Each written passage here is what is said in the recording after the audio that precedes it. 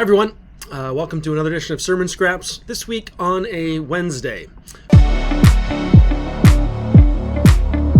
I got a great question on Sunday night at the s'more time, which if you didn't come, you totally missed out, because we had chocolate-filled marshmallows. It was fantastic. So what I did is I took the grams, and on one of the grams I put Hershey's milk chocolate, on the other one I did a Reese's peanut butter cup, and then in the middle did a chocolate-filled mallow. Roasted the mallow to golden perfection, smushed them all together, and I wanted some s'mores.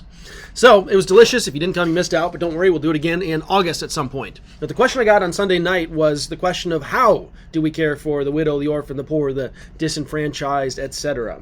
And so I just wanted to spend a couple minutes talking about that. I got a couple books that I would recommend on this topic that have been really helpful. First is When Helping Hurts, How to Alleviate Poverty Without Hurting the Poor and Yourself by Steve Corbett and Brian Fickert.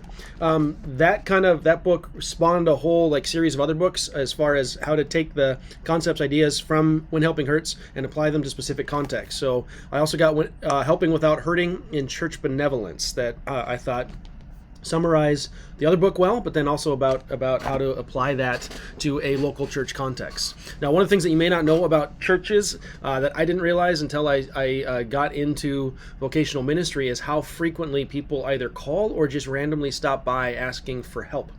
Usually it's an emergency situation, they need money for gas or those kinds of things. There's actually even an email list to local area churches where if someone is making frequent stops at a number of churches, we will inform other churches about them just to let them know that this person is probably going to be either stopping by or asking for more help.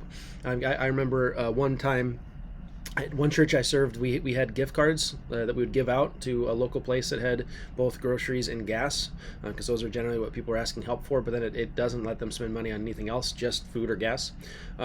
So someone came in with a story, and so I got them a gift card. I watched them walk out to their car, and then the second person came walking right in immediately, told me the exact same story, and I said, I just gave you guys a gift card, and they shrugged their shoulders and left. So at times it can get difficult to not become either calloused or unconcerned and just not giving into the way people necessarily want you to help them.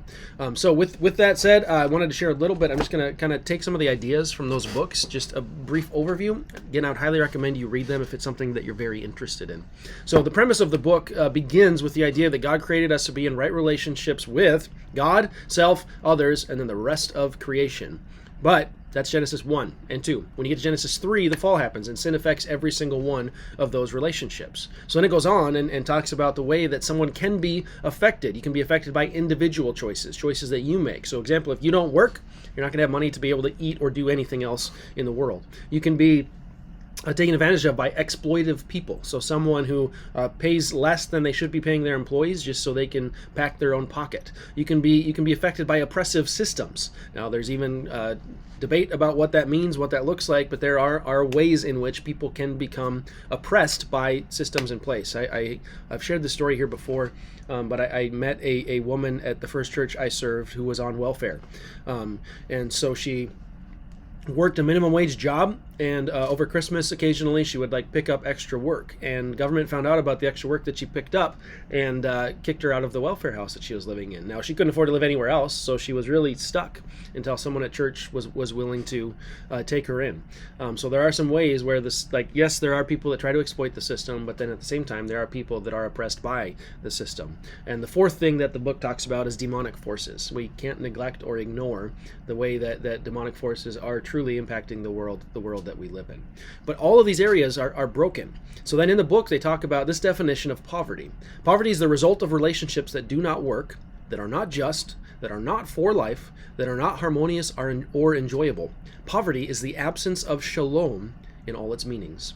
Now that's where I've talked about shalom regularly. I talked about it again on Sunday, where this righteous person, the person that can come before God, is one who brings about and acts shalom, lasting peace, lasting justice. Everything is properly ordered. So the book actually goes on to say we are all broken, just in different places. Now in the West, in affluent societies, we tend to approach poverty merely from a materialistic perspective, where if someone doesn't have stuff, then they are poor. But what the book helpfully reminds us of is people can be impoverished in ways other than just materially. So they can be impoverished relationally, they can be impoverished spiritually, and all of those things need different solutions provided for them. So what they propose is relief, rehabilitation, and development. Relief, rehabilitation, and development.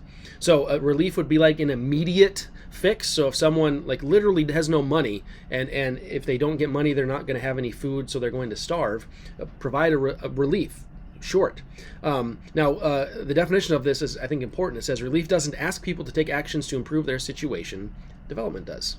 Relief is done to people or for people. Development, on the far side, is done with people. So the purpose is you do immediate relief for an immediate need. Then you work towards rehabilitation. How can you help this person grow so the situation doesn't happen again? And then continue developing, working with them in order to help them have everything in its proper order. The problem is, and they talk about this in the book, if someone needs rehabilitation and you offer relief, you're actually doing more harm than you are doing help. So similarly with development, if someone needs development, growth, and how to acquire some specific skills or some of those ways, and you offer relief, again, it's doing more harm than it is good. So then what they suggest offering is what they call an asset-based system. So they do ABCD, asset-based community development. So one way of thinking about this is what can you do to contribute to the needs of others? I met with Linda Hibbard yesterday to talk through how do people get connected and engaged in our church. And one of the things that we talked about was how do we encourage people to use their gifts, to make us aware of some ways that God has uniquely equipped, gifted, wired them for the good of the body. And so, but we need to be intentionally asking those questions, like what are the unique ways that God has spiritually gifted you for the good of His body, the church? I was just thinking of a couple examples. I know the Youngquists do medical equipment. And so they just have a long list of stuff that if people ever have surgeries or issues, they have even medical beds, I think, that they have loaned out to people. That's a really cool ministry that not something that I would think of or even be wired to know how to help someone with that, but they've done an amazing job with that. I know with Fritz, when before he had his driver's license, many of you were driving him around. That's something that is on the one hand easy to do, but at the same time hard to do, because I know we work very early morning shifts. So those are some ways that we have assets where we can help each other out as needs arise. So just be thinking about some of those things. That's how you can care about some of the widow, orphan, and disenfranchised, the poor. But then the other piece that I'd encourage you is what do you pray for? What is it that as you're praying for, because the Lord's Prayer helps us think about some of these things. So when we pray, let your kingdom come, let your will be done on earth as it is in heaven, what we're praying for is shalom, is for lasting peace to cover the entire world, and justice. Because you're bringing both retribution and judgment, but also you're asking for God to allow the world to look as it's supposed to look, the way God intended it, like heaven. Because someday heaven's going to come down to earth. Believe it or not, earth is not incidental. So we need to be looking for opportunities to come alongside those of us in our body, those of us in our community who may not have the same opportunities that we do. But again, it's not just giving handouts. It's coming alongside to equip. And on the one hand, it's a discipleship opportunity to encourage them to become more of what God has called, equipped, and commanded them to be. Now, some of this is you can go a whole bunch of different directions with that. I just wanted to give a basic primer. So again, these two books. This is also something that I have become more passionate about in that I think it's something that we as a church need to bring more specific and special attention to. So if this is something that you are passionate about, I just ask you to reach out to me. I would love to hear about some of what you're thinking, some of what you're doing, maybe some ways that we could partner together in being more effective in reaching out those who are disenfranchised in our area. And again, continue praying that God's will would be done, that we as a church can be faithful and effective in ministering to those that we come into contact with. Each of us individually, as we go about our normal days and lives, let's leave an aroma of Christ to everyone that we come into contact with. One more note for you this next week. We're going to be continuing in Psalms, but I've asked Haddon Anderson, who's going to be church planting in Egan, to come preach. So this is a great opportunity for you to get to know him a little bit better, get to know his heart, his passion, where God has been leading and guiding him over the past couple years, and then potentially even join with him in praying for he and his family. So they're going to be joining us Sunday morning, continuing our series in the Psalms. I'll do some Q&A with him at the beginning of the sermon time, just again give you some perspective on who he is. You'll probably see him around our building because at the beginning they're going to be actually meeting in our fellowship hall, potentially even at the same time as us on Sunday morning. So this is a really cool opportunity for us to encourage and support a new church plant that is getting started. So continuing Psalms, if you would like to help out with a mercy ministry, if this is something you're passionate about, please email me, and Lord willing, we'll see you all on Sunday.